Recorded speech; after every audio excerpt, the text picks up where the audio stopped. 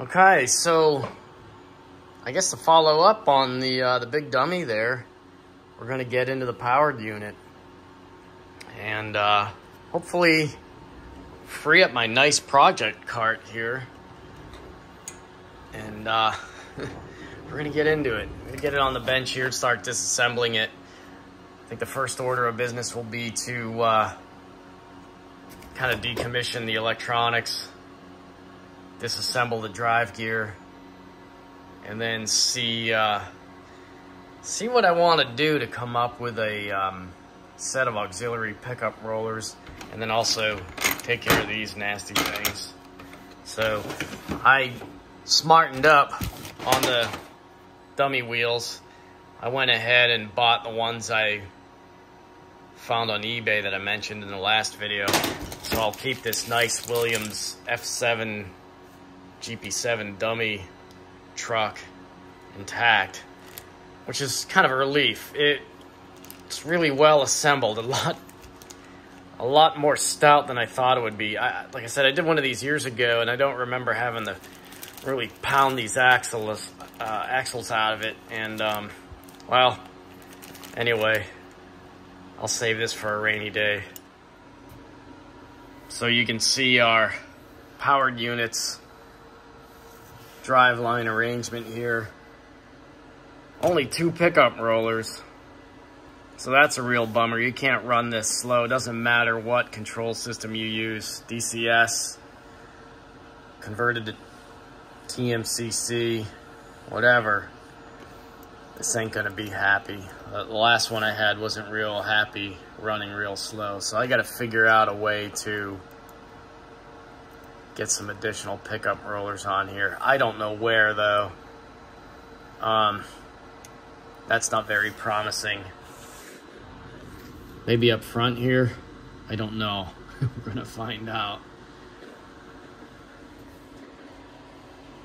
So I guess we'll get into it. So you have to admire how nice a job they do with the lighting.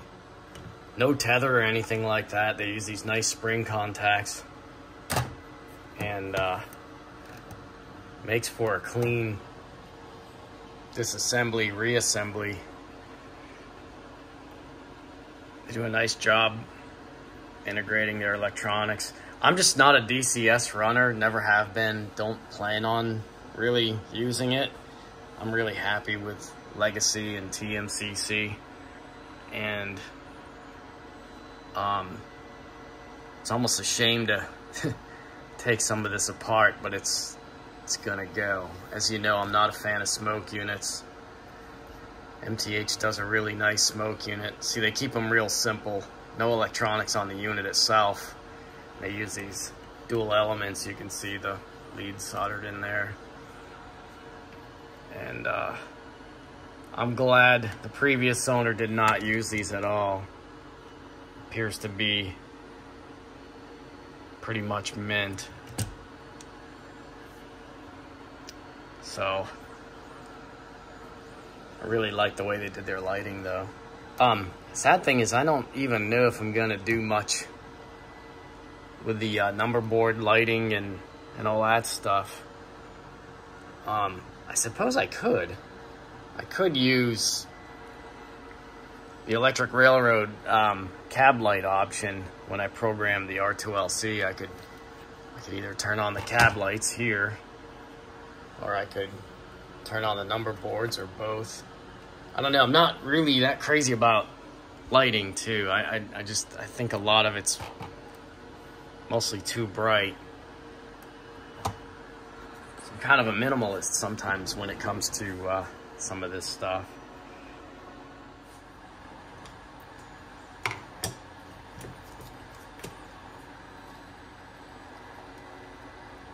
I know some people are like, oh, you should get DCS and you'll be able to run some MTH stuff. And I'm like, yeah, you know, I like a lot of MTH stuff, but just not enough to want to run their control system, which is, I don't know, it's kind of in limbo, I guess, too. Like a lot of the vintage Lionel stuff I like to use. So I don't know. If you notice here, I'm not trying to butcher this stuff apart too. I'll probably donate this to a pal at some point. I'm gonna try to keep as much of this and as intact as I can. Avoid cutting and gutting, so to speak. All right, so I tried to be as respectful as I could, removing the 5-volt PS2 stuff. Now I'm looking at the MTH speaker, and like a few I've seen before, this one seems to have disintegrated. Anyway, I was kind of thinking about trying to put a Fat Boy in here, but in the end I decided to put one of my many Electric Railroad 40mm speakers in here. Of course, one comes with the Electric Railroad sounds that I have, but I also have plenty of others I never used before. Alright, so while I wait for my speaker adapter to finish printing, I did some more disassembly, and I tied up and organized the parts that aren't going back in. I mean, that's quite a bit of stuff. I'll give away the PS2 electronics to a buddy or somebody who needs them, but I won't need them for anything. Same with the pilots. I'll just bag them up and put them back in the original box. So as you can see, I'm stripping down the trucks, getting them ready to put the flanged wheels. And these things, I don't think these were ever run. I mean, there's no witness marks on these wheels, really, to speak of. I guess there is, but look at the gears. I mean, they're dry, but they're also just completely intact. Yeah, these are pretty low mileage. So I gotta prep the frame for drilling my pilot mounts. So that's what's going on here. All right, everything's in here. So you don't think I'm a total butcher. I even put the PS2 electronics in a static bag. So. All right, so I'm working on the speaker adapter here, and a couple things electronically.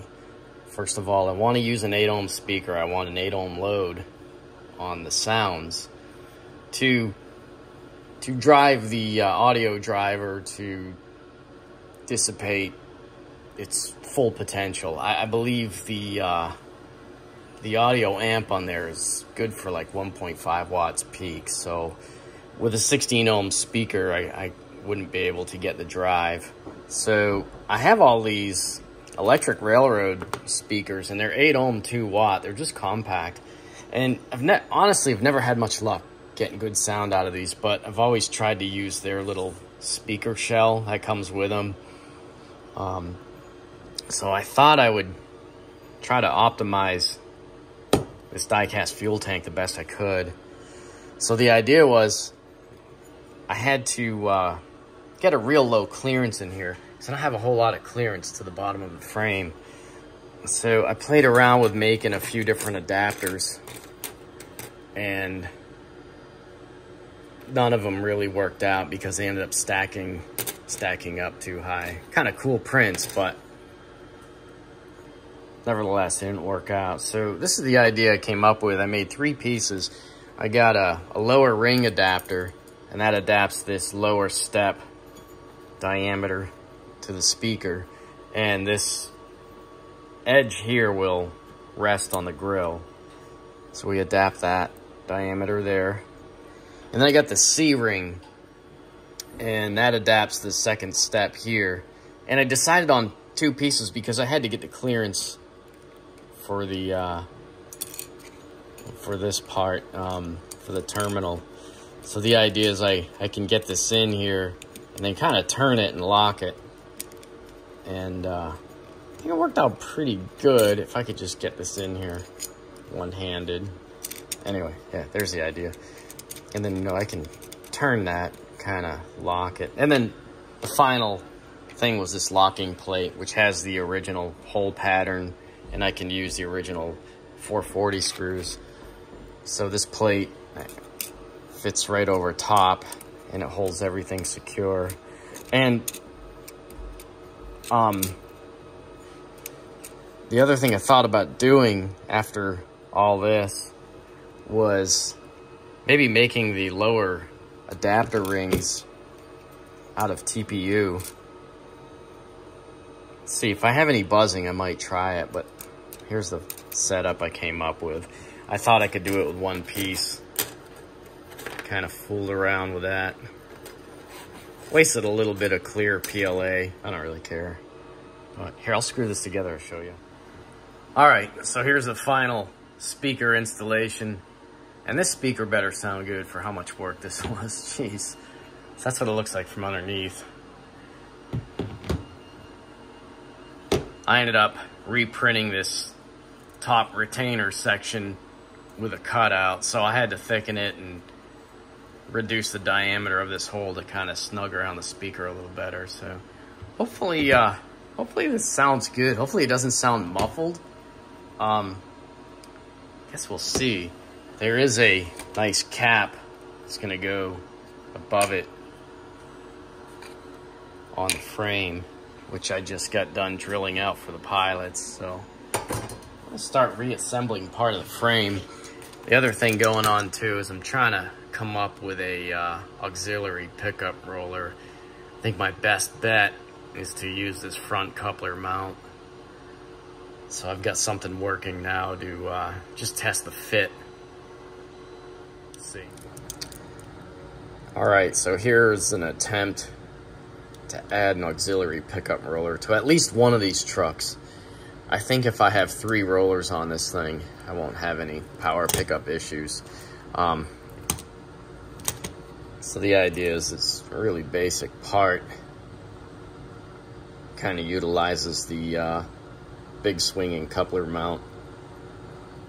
But I got a couple of iterations to go through before I finalize this. I don't think I can really use this center line as a mount because even though I'm using this very low profile pickup roller, which I gotta find more of. I don't know where I got this from. It's a really nice pickup roller. The swing doesn't quite clear the meat of this truck, and I'm trying to avoid grinding this away or milling it. So what I might do is make this just a solid mount from over top and then use some kind of like sheet metal screw to mount this. So I'm gonna work on another design that just offsets this mount a little forward on the truck here.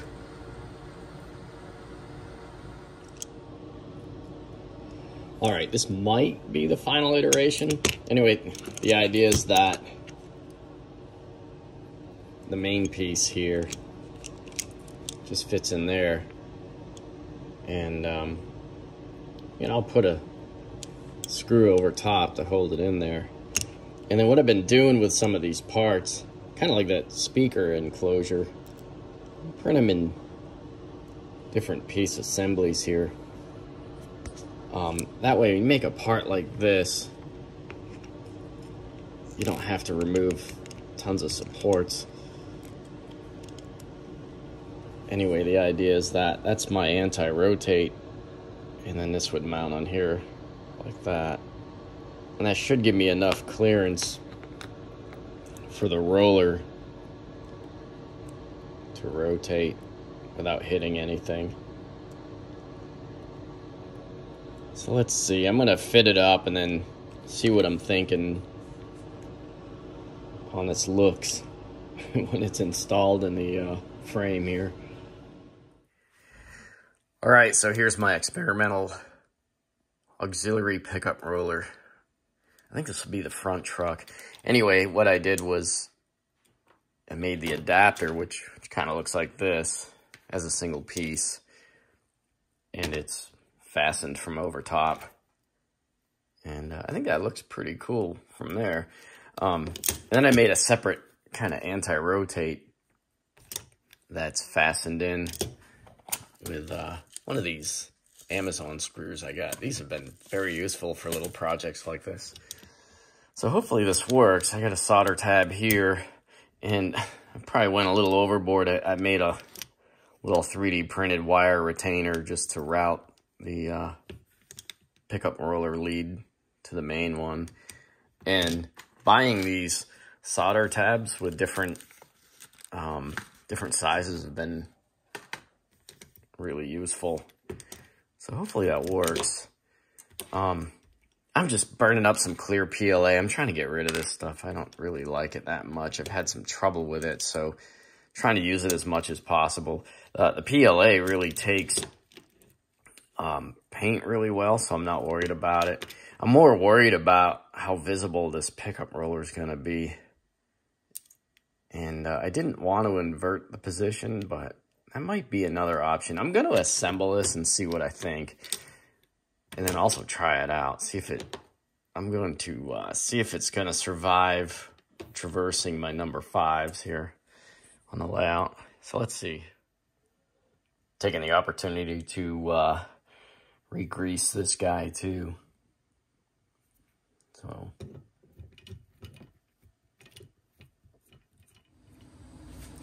So this is my little wire guide standoff that I made. Fits in this slot here. Here's how I did the bell. Just a 0080 screw, and it actually just screws right into the frame here at the front, just like I've seen in the pictures. So I'll just, I'll trim off the other side here. That's about where it's gonna live. So I figure I'll get the pilots on so I can mount the couplers and I can give it a pretty proper test. So here's how the pilots look. Fit it up. I've been using my Sureline to get these simple hole patterns a lot closer than I used to, just trying to punch and drill by hand, or even using my stupid Harbor Freight drill press, which isn't that great for anything anymore. So for this sort of small work, I've been really liking setting up on that Sureline. It's almost like a little game sometimes.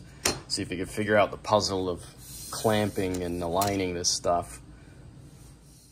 All right, so I do have plenty of clearance with my forward pickup roller.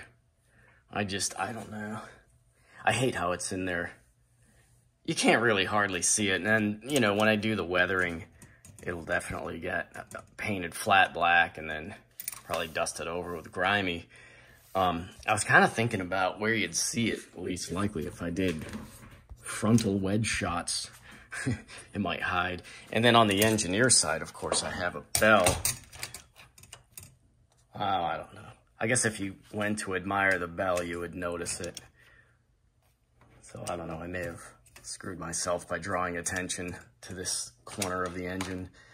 So anyway, kind of excited. I'm actually just gonna tack in the electric railroad board just to give this a ride around the layout. And then I'm gonna decide on the board layout and what features I want for lighting. As you know, I'm kind of a minimalist when it comes to that stuff. I'm not real big on the cab lights, marker lights, class lights. I just don't think they're very realistic sometimes, and I don't know. We'll see. We'll see what I'm thinking when I get there. All right, so here's my really hokey setup just to test this engine out. As far as the running gear, and I just have a scrap electric railroad board. For some reason, the sticker says fast on it. I think this was giving me trouble at one time where the first speed step just seemed to be pretty quick no matter what I did. And I actually found a good working R4LC after going through my R2LC scrap bin. So, I don't know.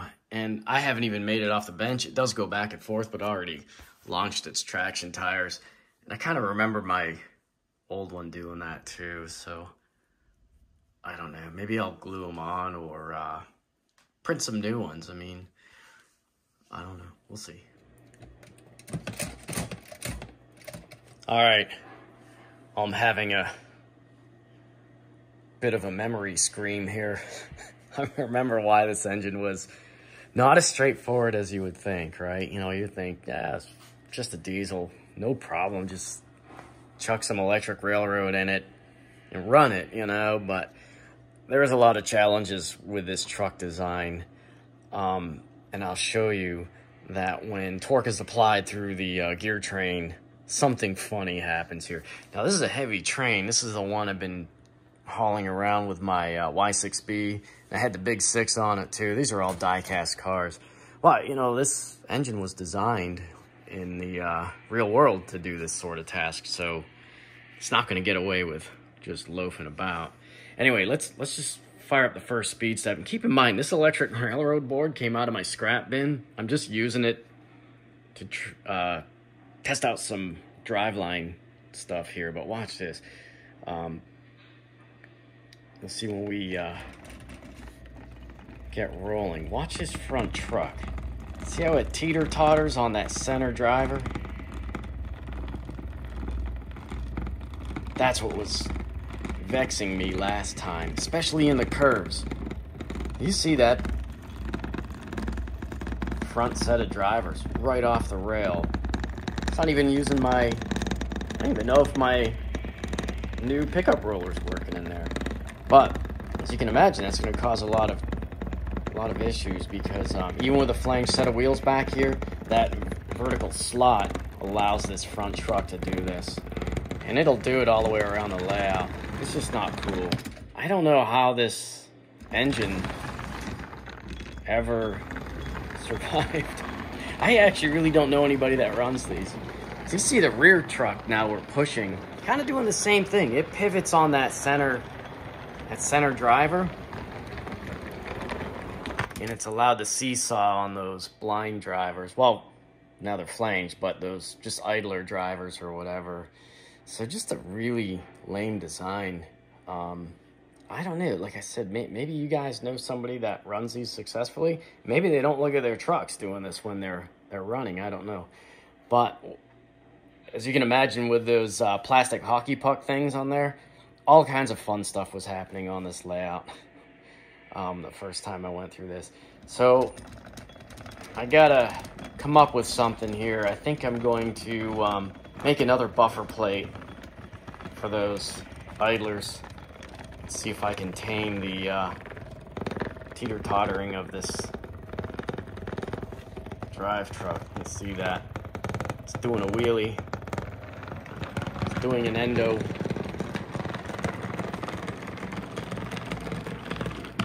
That's just lame. So anyway, that's just how it goes. I'm actually surprised this board even works. As you can see, I just tacked some lights to it just to test it out and trying to decide what I want to do for lighting. I may do the cab lighting and those number boards off the feature circuit there. So anyway, back into the shop. I also managed to crack my rather fragile steps here on my pilot, so I have to repair that and rethink this design if I ever want to do it in the future. Like I said on the dummy unit, next time I do these, I'll probably do them without those steps as one unit. It'll be like plugins. So I don't know, we'll see. Anyway, I've got some tinkering to do here. One other thought before I go back into the shop. You can imagine if these wheels aren't really contacting the rails, you're going to get all kinds of pickup problems. So yeah, I may have solved my third rail pickup problem, but if my drivers are coming off the rail, I'm going to be interfering with the ground connection. So that's a problem sometimes you can see in these engines, and sometimes you don't realize until you take them apart. Sometimes you'll see sparking between the motor mounts and the frame. That'll give you a clue that, ground is looking for a better path. So I'll bond these leads to the frame. I'll make multiple ones. And sadly though, I don't know if I make a buffer pad to keep these idler wheels down. I don't know if I can do it in a way to get me ground. Be cool if I had like a nice piece of sheet brass or something that I could use as a buffer. Just let the axle wipe against it, but I don't. That's not gonna be cool. I don't know what I'm gonna do yet. I think on my old one, I just stuffed some styrene pads under there that were thick enough that let the idler wheel kind of play a little vertically, but not so extreme. So we'll see. Oh, and I did have to glue. I decided to keep the traction tires. I just put a dot of CA on them. When I do that, I just lift the tire with a little screwdriver, and then I just sneak a little dot of CA, and about 4 places on each tire, you know, with a little toothpick under there, just to keep them. They're in good shape. They were just loose. Hopefully they don't launch themselves anymore. But yeah, as you can see, you're trying to figure out driveline problems, and the traction tires are rolling themselves off. It's like doubly frustrating. You know? So anyway, so here's my very simple vertical travel limiter for the inward idler axle. So it's about 2.3 millimeters deep, and I just made this like L-shaped bracket just to hang onto the backside of the truck. I'll probably glue it on. That's all about I really did on the original one, but I think I just stuffed some styrene in this little void here, and that's all it really needed. I mean, there's really no need to get any fancier. It doesn't need to be sprung, you know, and it just needs to be limited in how much it can travel vertically, so I don't get this rocking action when I am underway pulling a load. So I'll get these both installed. We'll take it back out to the layout with my kind of embarrassing wiring job. It's very temporary. It's not going to look like this when I'm done. I fixed up my pilots while I was at it. Just cracked that one. Like I said, that was pushing it. I should have come up with something better. But I'm going to run these in the meantime. If I completely destroy all of these from poor train handling or just whatever, I'll come up with something else. And I just went and strengthened the other ones that aren't broken, just in case. We'll see. All right. So please, again, excuse the red-green wiring job here.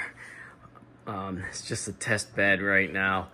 I think I have cured our teeter-tottering of the power trucks. Now, the only problem is I'm not getting quite the bite I need out of that traction tire driver, so I'm slipping pretty good. I did make sure too that there was no vertical down travel of these idler wheels that could possibly lift that center driver with a traction tire on if I shimmed it down too far. So I think we're good. I put a straight edge across the wheels, and I found that even if I pushed the idler all the way down, it doesn't travel below the vertical alignment of these guys. So right now I can at least not teeter-totter. It is pulling a train now. This is a heavy train. It's struggling, and then this electric railroad board is acting up. I gotta figure out what the deal is with it. I can't remember what engine I put it in, but I thought I was having trouble with the engines and swapped the Cruise Commander here and got my normal performance I was expecting. Anyway, this would benefit from a little bit of weight. This 123 block is about the same mass as the hefty die-cast fuel tank here.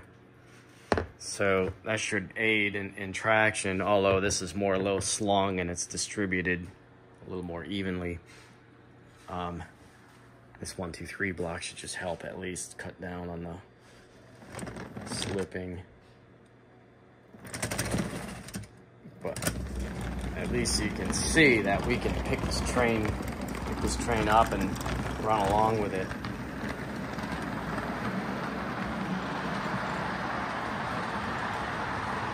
I believe I have those idler wheels gauged correctly, since I'm not having any issues rolling through the curves, so that's nice.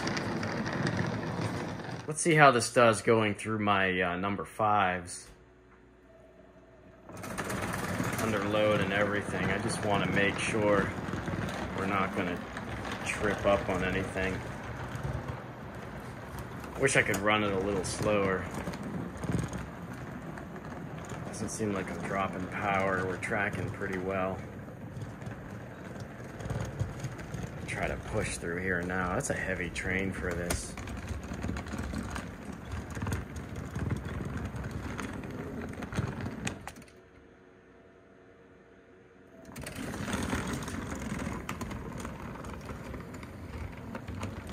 Yeah, electric railroad boards normally don't operate like this. I don't know what the deal is. I don't know if this got some bad code or what. This board's really old too. I think I got it way back in 2013, 2014.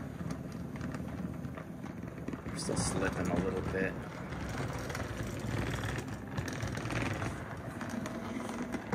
Made it through though, and it didn't conk out, so I think with 3 pickup rollers it's gonna be okay. I would do 4, but I don't have another one of those rollers. I did make the mount though, because I mean it's just a matter of, you know, just running another print.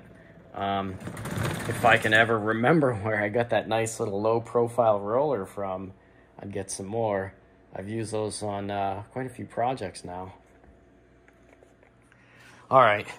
I know I'm pushing it a little bit with this ugly mess here, but I wanted to try this real quick with the standard fuel tank here, low slung, nicely weighted, see if it helps. It also kind of helps straighten out the frame, and just want to see if that's enough mass, if I should maybe think about adding some more.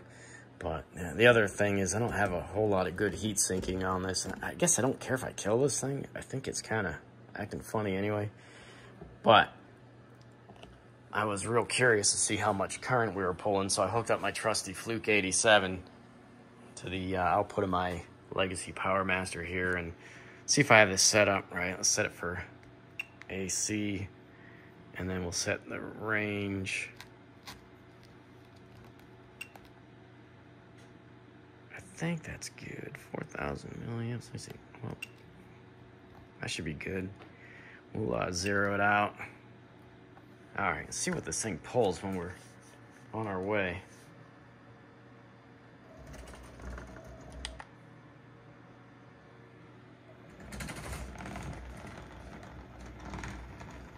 That's not a whole lot. Certainly does better with that fuel tank on there.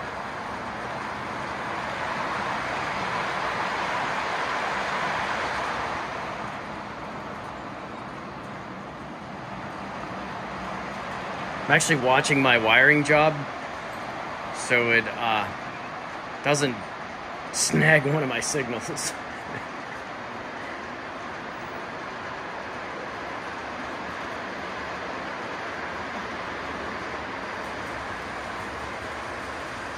Once I get over here, I'm gonna see what we got.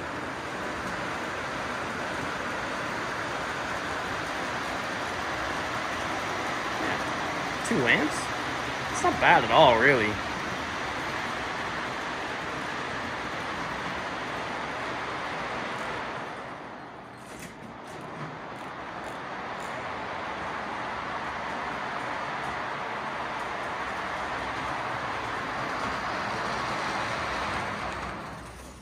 When you don't run smoke units, you don't pull a whole lot of current either, so that's not bad. I think we're gonna be all right. Yeah, it really likes having its fuel tank back on.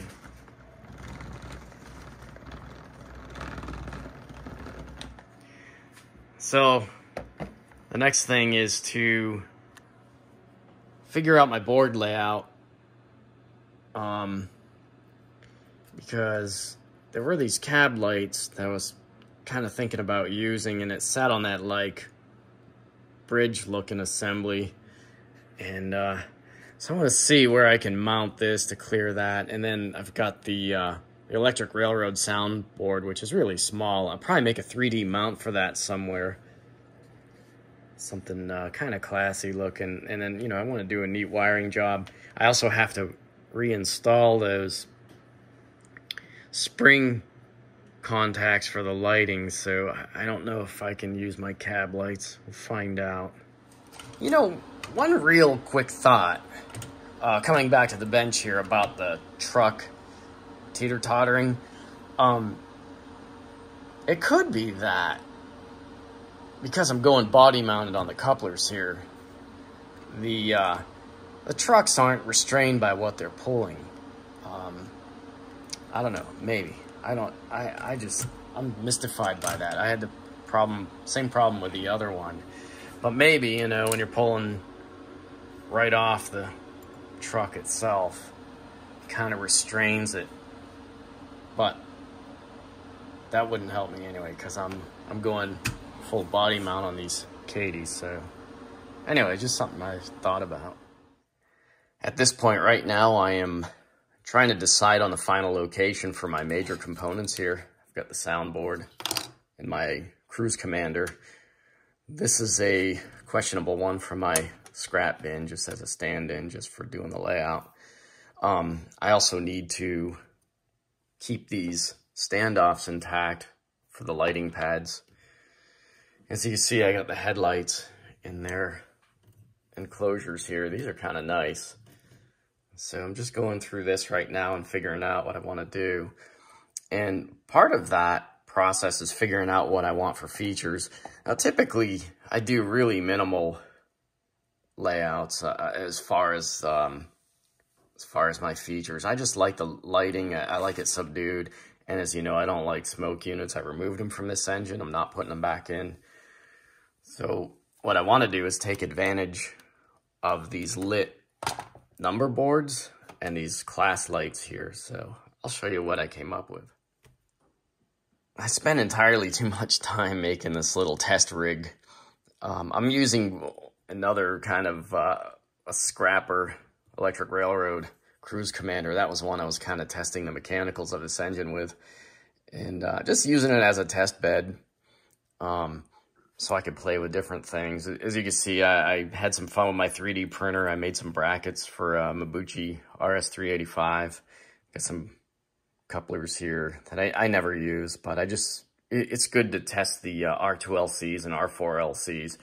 You know, I have a whole basket of them, and I've got some that are questionable and some that are known good. And as you can see, I have a run program switch. I have a chuff switch for testing sound if I want to hook up a soundboard to this later. And I have a terminal board here with some lamps. And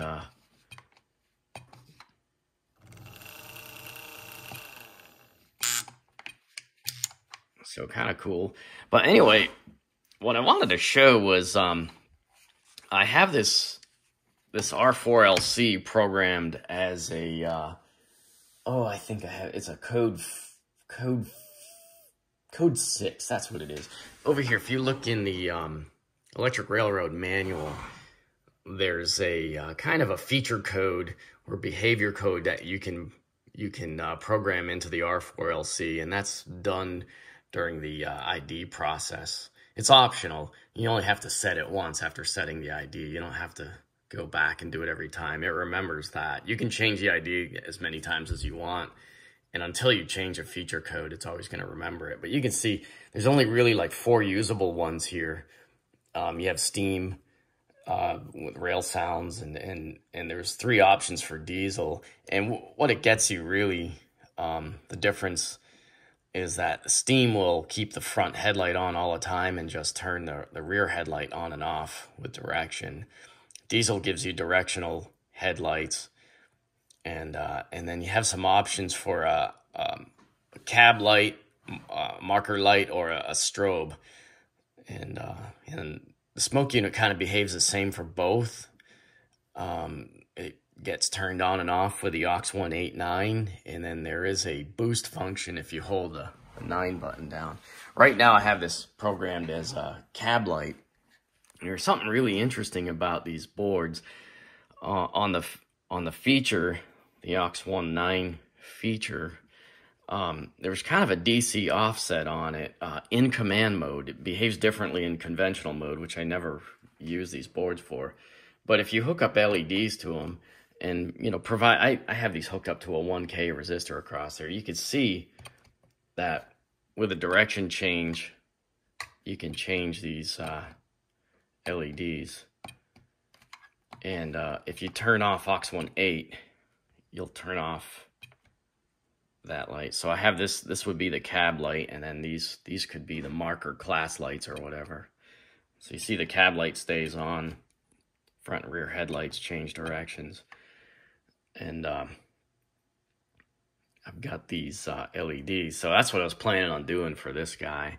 So these boards are kind of funny. I don't run stuff in conventional at all, and I've never liked the fact that the outputs behave kind of differently in conventional. So in command mode, you get roughly about 50% of track power applied to the board, to these outputs, to these lamp and feature outputs.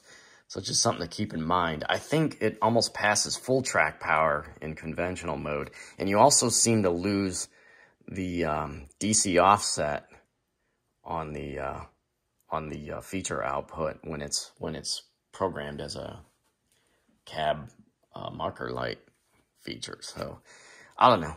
Hopefully that makes sense, but this is the setup I'm going to try to run with. And I made this little board just to play around with this option, just to test some stuff. So I have to figure out the wiring for these pads and then utilize them through the outputs here on the Cruise Commander. So here's the unit programmed as like a flasher lamp.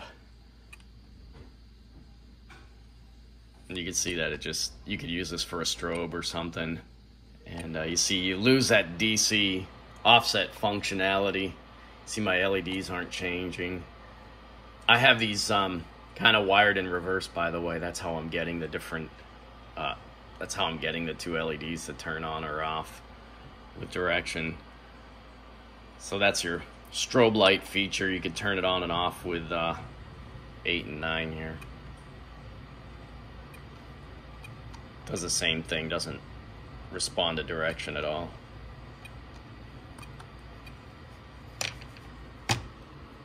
And I have the feature code programmed as a smoke unit. Something interesting happens here when you turn on the smoke unit. Typically you would use this output with that 2 amp triac across the smoke unit element.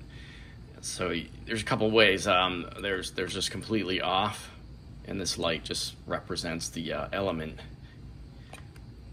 And you see how it goes to bright. That's kind of a boost mode. And interestingly enough, I left the LEDs hooked up. When you go to boost, you get kind of, I think you get full wave to it. That's what's going on. So it's passing almost 100% track power. All right, not to beat this to death, but I decided to take out my little cheapy Amazon scope to show you just exactly how these outputs work in command mode mostly. Some interesting things happen. I would recommend, if you get one of these little scopes, to get a 10-to-1 probe, because these are actually incorrectly labeled. It says max 50 volts peak. I think they meant to put 50 volts peak to peak, which is like 18 volts RMS. So if you're testing anywhere up near track power, you have a real good chance to blow one of these. So get a 10-to-1 probe and you know, scale your input appropriately. So anyway, I wanted to show you. Here's the output to the front headlight. You can see it's halfway rectified. And that's, to a light bulb, that's basically half track power. So that's basically what's going on there. When we get into the smoke unit, that's where things get real interesting. Smoke element's going to be pretty similar to a bulb, and it's not going to be real picky about the waveform. You know, a half-wave rectified waveform in either direction is just going to be close enough to track power for our purposes.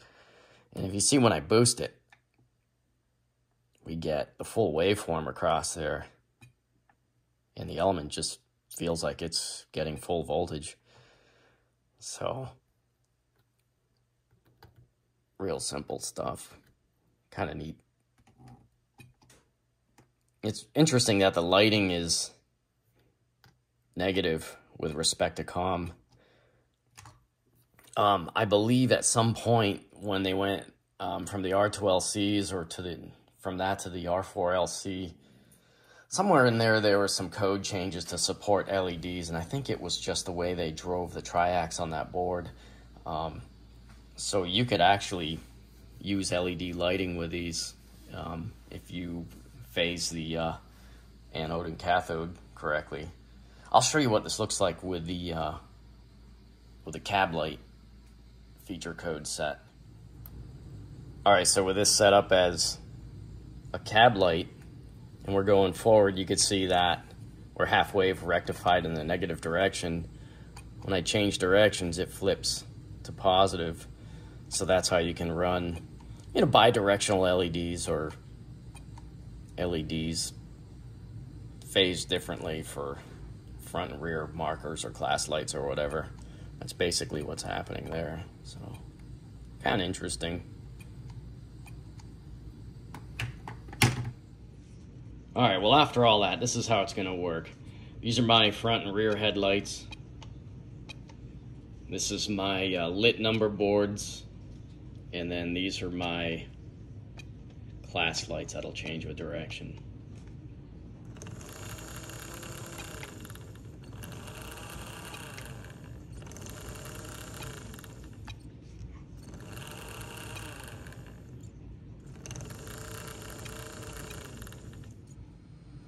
All right, so I have a good location for my Cruise Commander. I always like to grind the spot out. I just mask it off and just hit it with my Dremel real quick so I can get some thermal grease on there. Just so I can flow some of this heat away from the heat sink and into the frame. Just help these MOSFETs stay cool. That's all, just give it a little smear. All right, so in this chaotic scene, the engine lives.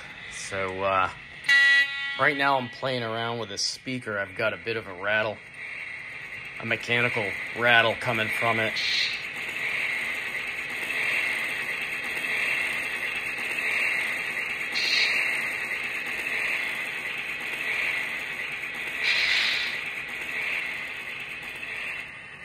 I don't know if I don't think it's my setup. So I'm gonna try swapping the speaker. I mean, I've got tons of speakers. Don't ask me where I got all these from, but they're kind of useless anyway. They're only like 0.2 watt. I don't know. But I got all these electric railroad speakers to try out. So let's see if I can find one that doesn't rattle. All right, I should have just used the speaker that came with the new board here. Doesn't sound too bad now. No rattles. You know, I was real careful when I designed my super speaker holder inner stack up here that it didn't interfere with any of these ports. So I was considering making some of these parts out of TPU if there was a rattle, but changing the speaker out helped. I don't know if this one's... Yes. That dust cover looks... This has been used somewhere else, maybe seen some action, I don't know. Alright, so here it is. This week's episode of Naked Trains. I got this set up with the most basic controls with sounds. So I've got the headlights hooked up, and seems to run good. So this is a real properly operating electric railroad cruise commander. So you can see how smoothly it'll step out very quietly, no cogging, hardly any cogging. But you can see how smooth that works. That's how they're supposed to work. The sounds, not much to really brag about. It's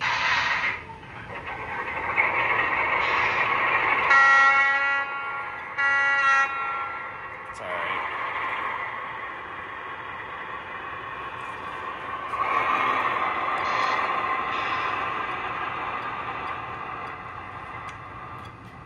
With these electric railroad boards, they're very similar to the modern legacy light boards, or whatever the heck Lionel's using now, as far as there's a 1.5 watt amplifier on here to drive the speaker.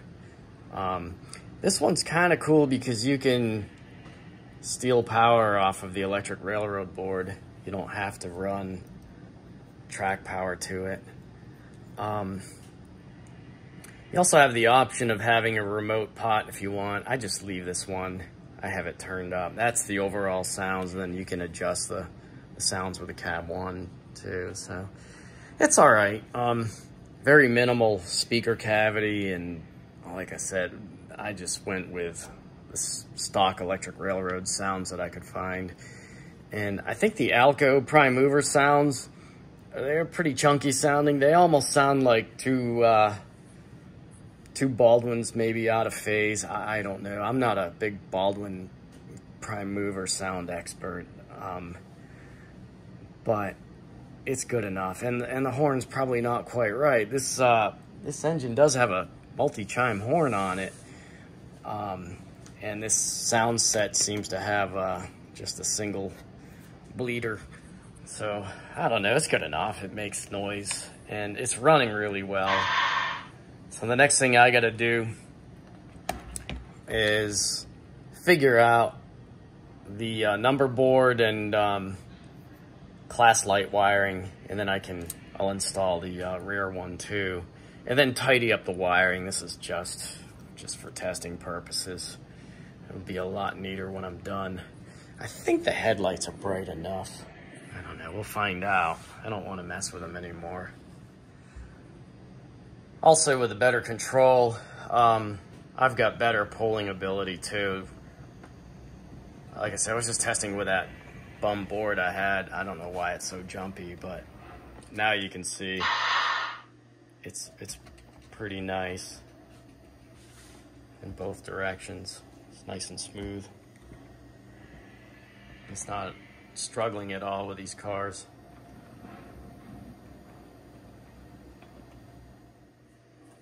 I have to be honest, I can't stand the way this looks. What I should have done was laid it down on its back, but I cut these mounting lugs off the top here. I could have made a 3D printed offset bracket to lay this down. The thing is, it fits, and it's easier to align when I put the shell back on, as you can see. I had to be a little mindful of the alignment. Even this speaker cover is kind of chopped, narrowed. So I don't know. Once I neaten up the wiring though, I should be able to live with it. All right. So I'm figuring out what it's gonna take to control the lighting other than the headlights with the electric railroad board using TMCC. So as you can see, I have 5 volts applied to the Numberboard lights. And what I'm gonna do is measure the current. And then that way, I know how much current they're gonna draw at 5 volts. I have my transformer adjusted to 5 volts here. I can use that to determine what size dropping resistor I'll need in series with the pads here. So it looks like we're right around 100 milliamps with these two. And They appear to be wired in parallel. I had traced out the wiring in there. So that'll help me determine what I need for a dropping resistor. It'll be kind of a series parallel circuit. Alright, so this contraption here, I actually wanted to run these lamps in the number boards at 4 volts just to preserve them and dim them a bit. So I needed a better voltage adjustment. So I used my I made this, I think for a job interview like 1,000 years ago. It's just a regulator. It's hooked up to my transformer. And I got a nice 10-turn pot. I can dial in the voltage here real nice. So I'm going to use this to take my current measurement of those 2 5-volt bulbs in parallel there, so I can figure out a proper size dropping resistor. So I think those look pretty good at 4 volts. They're looking at about 89 milliamps for the 2 in parallel. So let's base our dropping resistor on that. I've got an 8.3 volt output DC. Let's just call it DC. When my train is sitting on 19.5 volts track power. So we'll run with that. So one further complication here, when you're adding dropping resistors, you got to calculate how much heat they're going to dissipate in wattage. So at 90 milliamps at 4.3 volts, I think I was dissipating like 0.38 watts. So yeah, I'm going to have to use probably, let's do some more Ohm's law, probably a couple of 100 ohm resistors here in parallel.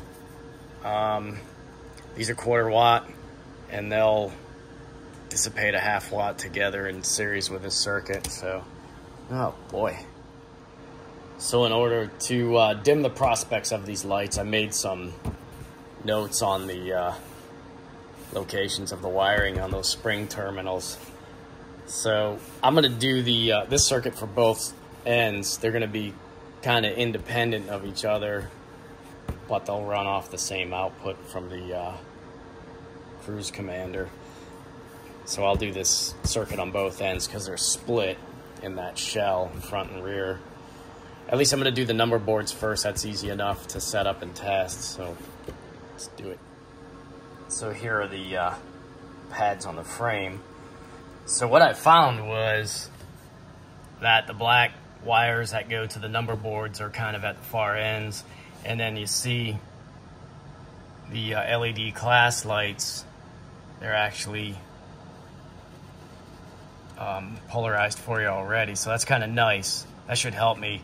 Basically what I'll do is run a couple of these blacks on either side to the frame to ground, and then one of these black wires will get the 2 dropping resistors for the number boards, and then I'll do that on both ends. And then once I get that figured out, then I will work on the LEDs, figure out what they'll be happy running with. One real quick note too about measuring outputs of devices that are controlled by like triacs or whatever. It's always good probably to put a load across the output if you're not gonna hook up the actual load. I typically will put a 1K resistor. That way it can pull current, and then you can read the proper voltage output. So it's not true for everything, but if you're getting funky readings or you're not getting what you think you should, this is kind of the trick sometimes. I'll take this out as I progress, but I was just using that to measure voltage output at track power.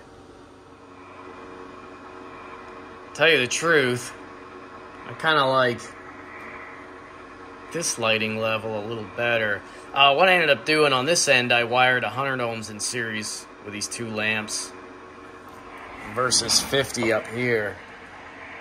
And I'm liking the dimmer number boards. The lamps will last longer and there'll be less of a chance of melting these. So I might just do that. I've got some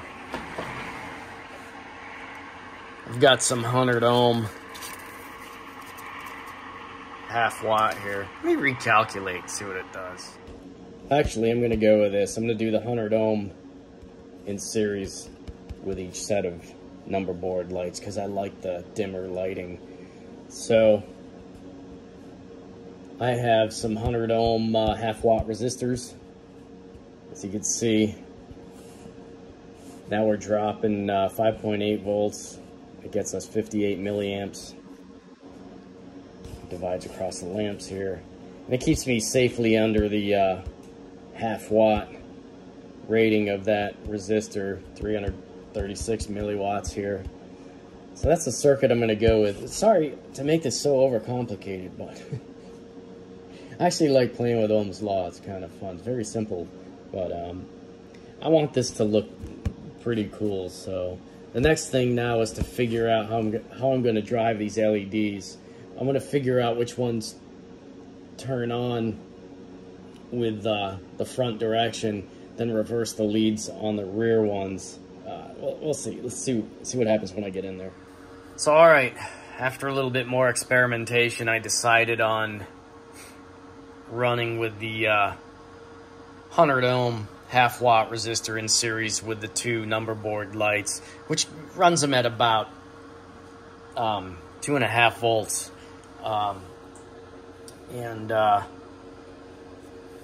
I think they look better that way. Sorry. So these are the pads for the Numberboard lights. One goes to ground, one goes to the feature output after coming through this resistor. Same on this side. So you can see this white wire goes back to the feature pin. And same concept. So for the LEDs, LEDs are kind of simple, especially if you have DC already available. Typically most of the red and green LEDs can run at 20 milliamps, so you can calculate the current drive based off your dropping resistor and the voltage being dropped across it, which is close enough to being the voltage supplied to the LED. So in this case, I wanted those really dim. So I have like 8 point something volts available DC on this output, and going across this 2.2K resistor, I'm getting like, I don't know, not even 3 milliamps to drive the LEDs. So it makes those class lights kind of realistically not over bright. So that's what this is. So you see this line here, and if you look here, you see the ground from the other side of the LED. On this side, I had to kind of invert them because these are polarity sensitive, and like I showed you on that output, that polarity flips when you change direction. And I don't even know where that's documented. I know it's out there somewhere, probably on a forum or something, but I kind of discovered that just recently. Maybe I knew it before and never played with it, but on one of my, I think my Q2, one of them I hooked up the rear kind of marker lights on the tender to this feature. So I thought it would be nice to do on this engine. It's not going to be totally 100% prototypically correct, but it's just kind of neat. And I could shut it off. So what's next is I got to go through and clean up this rat's nest of wiring, secure these resistors, and heat shrink them all. And that's about it. This thing almost might be ready for paint, pretty soon. All right, so for maybe my last tweak here, I decided to do these LED headlights. I thought I could get a cleaner install. The way these work, they're kind of a little sloppy. The original MTH 5-volt bulbs were just pressed into these grommets. So I decided to make these like ice cube prints to kind of retain the LED in here. And I think this will look pretty cool. Also, it ensures that the LED stays centered. So I center the light through the headlight. So hopefully this works. Did a couple iterations on these little ice cube things. And I just absolutely adore having this 3D printer around. I mean, making parts like this, you know, it's just so cool. So let's see what this looks like when it lights up too. I'm also in the process of cleaning up my wiring, making the last permanent connections here. That's how I did my resistor connections to this landing pad for the lights. So I'll do it on the other end too. All right, so I have everything in here. This is pretty much the final layout. Not quite as pretty as the MTH setup, gotta be honest. But it's got TMCC and it's going to be very usable on my layout. So here's what the lights look like. I'm going to try to get the shell back on. I had some concerns about the alignment of these. I want to make sure that they're aligned with the headlight. So let's get it back together. Here's the antenna solution. I usually make one out of a strip of brass.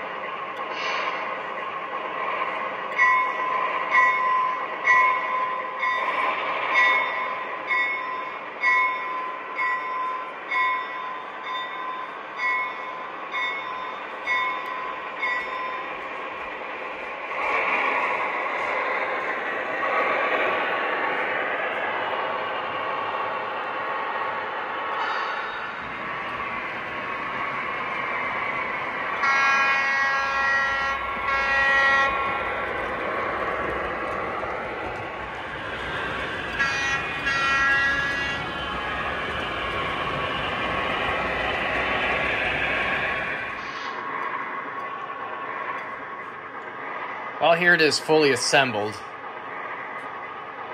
And of course, the first thing I notice is that my stripe job on the pilots are a little bit off. I think because I used the pilots from the dummy unit, there is a slight difference on this guy. So I don't know, I'm mulling over what I gotta do. Probably just gotta restripe it, just bite the bullet, redo it. It's not a big deal. It's just more work. Anyway, this thing runs pretty good. As you can see, I have the lighting pretty much figured out. So when I change directions, the class lights change with them. And I can turn off the class lights and number boards with the aux 1, 8, and 9. So, and the headlights work like typical TMCC with the aux 2. The best part is this thing does stuff my old upgrade wouldn't do, and that's go across these Atlas number 5s at a low roll because of my additional pickup roller.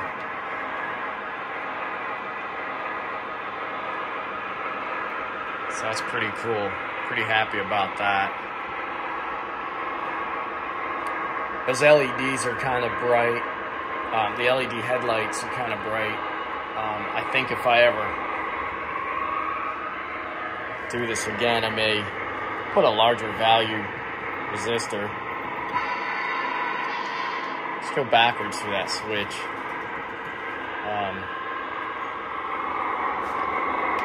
But I think once I get the pilots repainted, we're ready to weather.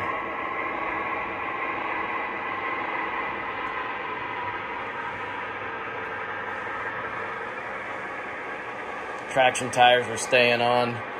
I'll try to keep them as long as I can. Like I said, they're C8 on now. And I have spares. There were some spares in the box, in the dummy box for some reason. So, anyway, I think I'm ready to take this back into the shop and do some paint work.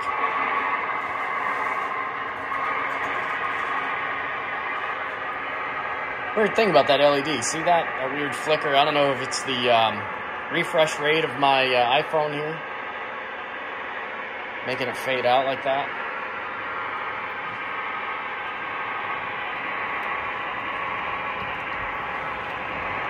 Sounds are okay.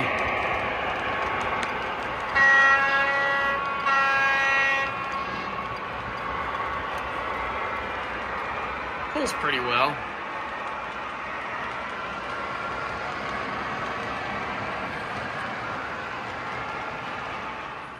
Alright, so I've undone my fine striping work, I guess. I think these engines are probably from 2 different runs, and the striping is just slightly different here, so I'm going to just redo it. So here's my trick for making consistent stripes. I found that this piece of, I think this is 1/8 square stock, square tube, whatever. But if I had to do this in the future, I could probably cut some styrene stock or whatever, and then I can trim both sides and get a fairly straight piece with an X-Acto. Alright, so here's my rather tedious tape job. I'm gonna put one little one up here, but I was just trying to follow this angle and then keep these as parallel as possible, using some of the features on the pilot print here to land my stripes where I think they need to go. So hopefully when I'm done, it'll look pretty proper. I'm not too concerned about it. It's gonna get weathered over like the dummy unit I did, but I gotta at least match the angle. Alright, I'm anxious to get color on here, but I do want to clean the shell a little bit. It's pretty filthy. It's got some pre-weathering, I guess. That's all gonna come off before I can do anything else. So my cleaning method's pretty simple. Just Windex on a chip brush, preferably a nice clean one. And just kind of do this action, you know, work it in. And you don't have to soak it totally, but Windex is pretty harmless. I actually don't like the cheap knockoff versions of Windex. Sometimes they have like too much blue dye in them, and I don't want that stuff staying behind. And just get the majority of this off with a rag. And then sometimes I'll use my airbrush just to kind of chase it around.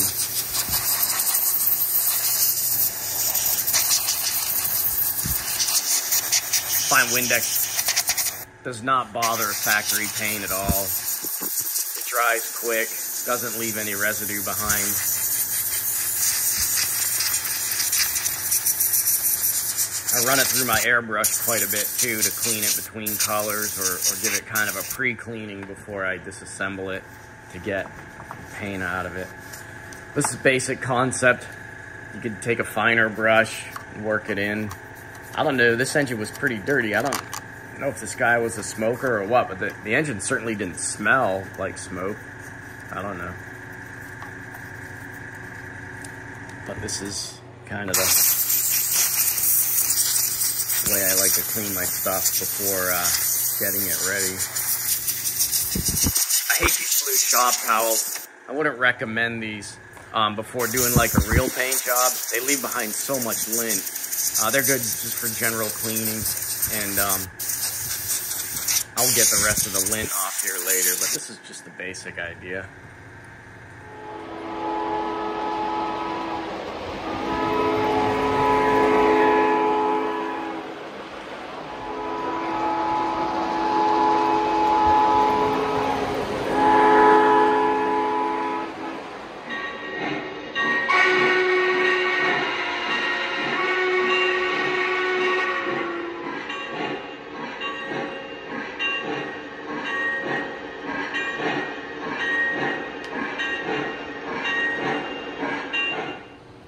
All right, so I'm getting ready to spray some reefer white back onto the pilots to restore these stripes. Hopefully they're aligned better. For some reason, this engine, I had a little more fitment issues with these pilots versus that dummy unit. So, I don't know, we'll see. Like I said, I was really surprised to see the amount of misalignment in those stripes to the point where I thought I should just redo them because I'll never be happy with them. These aren't perfect. One of these sort of has a bit of an offset. One of these pilots is a little more bent up than the other, and I'm talking about like the walkway side of things. So I'm going to try to get some paint on these things, get it unmasked, see what I think. I had to put one of these cut levers back on, so take a look at it when the tape comes off, see what I think, and then decide if I want to continue on. The engine's pretty much prepped for weathering. Shouldn't be a lengthy weathering job, shouldn't take me very long at all, but I just want to get some paint on these guys, see if we're on the right track, I guess. Well, I got better overall alignment. As you can see, I had some, I don't know what the heck happened to this engine. Got a little bit of touch up. Some of the areas didn't come out as nice, but I'll have to repaint the cut lever, the grabs, the plow, and the hose I installed, and running boards, all that stuff. So I will also weather this creatively to hide my mistakes. It's not too bad, I don't think. Better than what it was. I just couldn't live with the initial stripe job based off of the dummies pilots. There's just enough difference that it bit me on this. So, oh well, live and learn. If I ever had to do a pair of these again, I would stripe them individually. All right, I'm thinking this is as good as it gets. It's as good as it needs to be right now. So let's commence with the weathering. So some last minute adjustments before I commit to the weathering. I had to remove these end platform rails. I wanted to straighten that piece there. I will do that, but I also wanted to, I took these over to this belt sander just to give me some more clearance for my mounting holes here. So, as usual, there's always something I do out of order. I gotta do the other end too, so, and hopefully I can get this all straightened out. I had the platform was getting pushed up by my mounting hardware for my pilots, so hopefully I can get that fixed.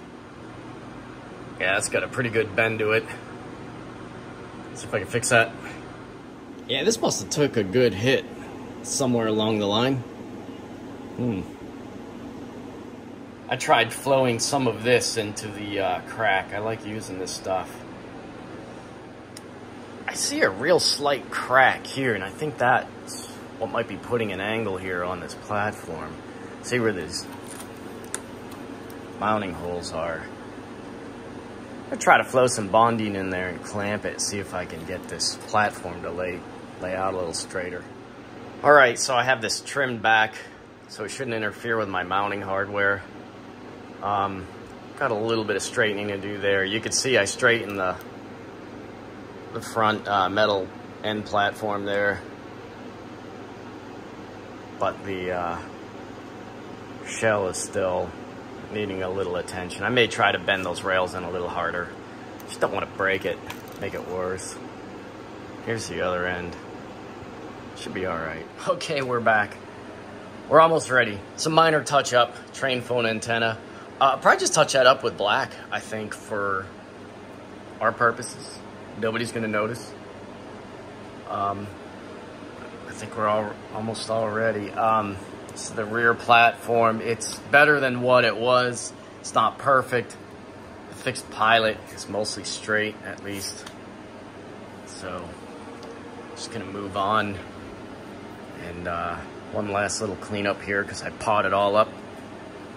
And this thing was pretty dirty. I don't know what that was, but I should have doused it in the sink, but it's too late now. All right, so here it is. My new LS25. And pretty much the weathering was done the same way as the dummy. So I just kept them consistent. No major experiments on this one. Other than I went to a finer tip in my Posh VL. Anyway, I just was trying to get a kind of a finer mist out of it. Seemed to work pretty good with the Tamiya German Gray. So we've got our fixed pilots, full width, Katie's, got electric railroad, and kind of semi-okay electric railroad sounds in here. So it's fully operational now. I've got 3 pickup rollers. It would have been nice to do 4. I will probably install a 4th one if I ever figure out where I got that nice pickup roller from in the front. And as you can see, that pickup roller hides pretty well in there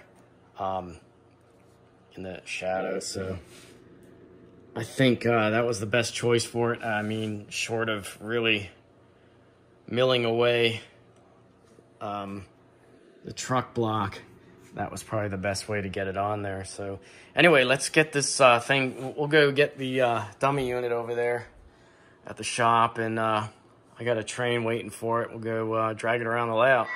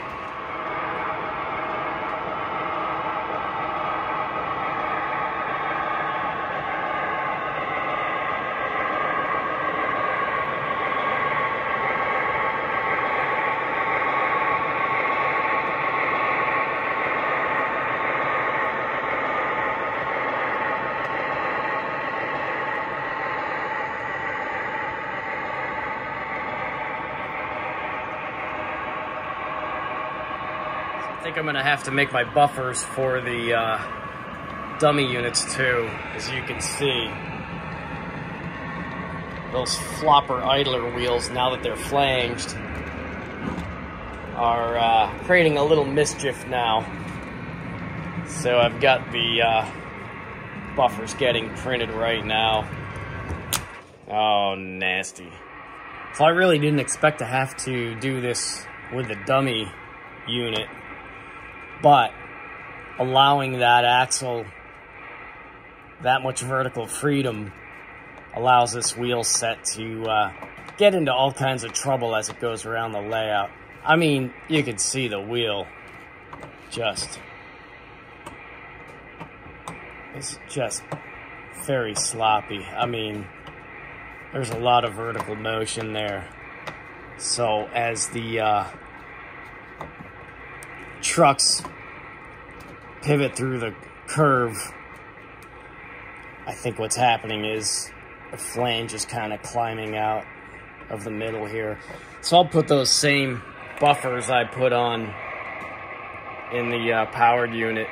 Powered was worse because as torque was applied through the gear train, it allowed the trucks to twist. This is a little bit different story with all that vertical slop. You still have this. That's a little too sloppy. I mean, that's crazy.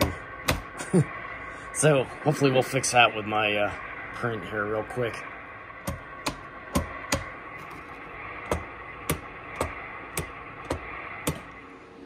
All right, so I got these snubber buffer things in, whatever. Let's see if they help. All I'm doing is tightening up that vertical play. There's still a little bit, but not quite like what we had before.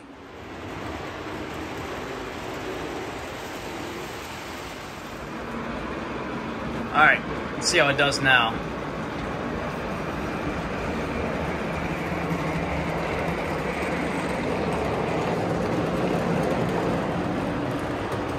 I think we won.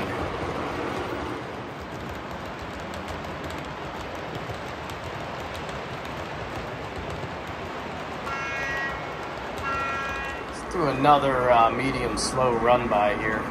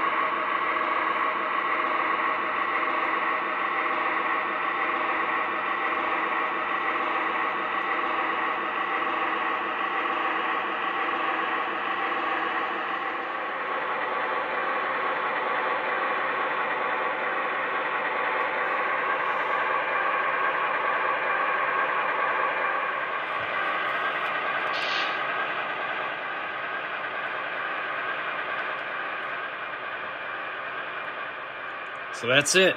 I think they're done. I'm going to try to enjoy them for a while now. And kind of excited to have them back on the layout. I really like the no-nonsense look to them. Kind of brutish. Maybe someday I'll add sound to the dummy unit. I do have the sounds, but I need more components. Need pickup rollers. Some kind of R2LC contraption to capture the TMCC signals. But this is how they're going to run for a while. Should be interesting to see how my resin printed full width pilots hold up. Oh, one more thing. I'll show you the lighting before I'm done here. This is kind of the lighting scheme. And then you can see it's kind of cool.